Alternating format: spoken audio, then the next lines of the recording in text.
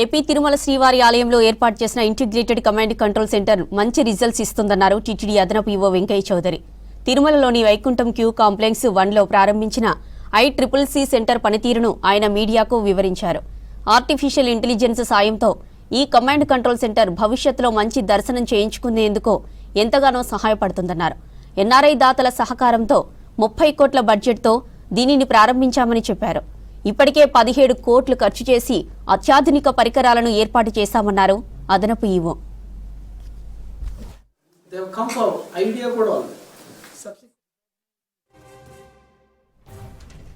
ప్రతిరోజు దర్శనానికి ఎంతమంది భక్తులు వస్తున్నారో, ఏ కంపార్ట్మెంట్లలో ఎంత సమయం ఉన్నారో, ఏ సమయంలో ఎంతమంది దర్శనం చేసుకుంటున్నారో, వారికి సకాలంలో అన్నప్రసాదాలు అందుతున్నాయా, కంపార్ట్మెంట్లో ఏవైనా ఖాళీగా ఉన్నాయా వంటి డీటెయిల్స్ను ఈ వ్యవస్థతో పూర్తి స్థాయిలో రికార్డు చేస్తుందని వివరించారు అదనపు ఈవో వెంకయ్య చౌదరి.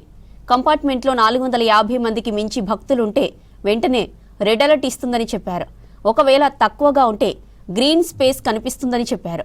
ఒక భక్తుడు ఎన్నిసార్లు దర్శనానికి వచ్చాడో, ఏ సమయంలో ఎక్కడున్నాడో, ఎంత సమయంలో దర్శనం చేసుకున్నాడనే పూర్తి డీటెయిల్స్ నమోదవుతాయని తెలిపారు వెంకయ్య చౌదరి.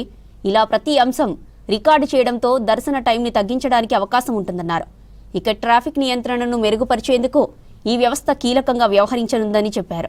ఈ వ్యవస్థను మరింత మెరుగుపరిచేందుకు ప్రస్తుతం వైకుంఠం క్యూ కాంప్లెక్స్ 1-2తో పాటు నారాయణగిరి షెడ్లో, రింగ్ రోడ్లోని క్యూ లైన్లో ఉన్న 69 గేట్లతో పాటు నడక మార్గాలు, అలిపిరిలో అదనంగా సుమారు 250 ఆధునిక కెమెరాలను ఏర్పాటు చేసి ACCCకి అనుసంధానం చేయనున్నామని చెప్పారు టీటీడీ అదనపు ఈవో వెంకయ్య చౌదరి.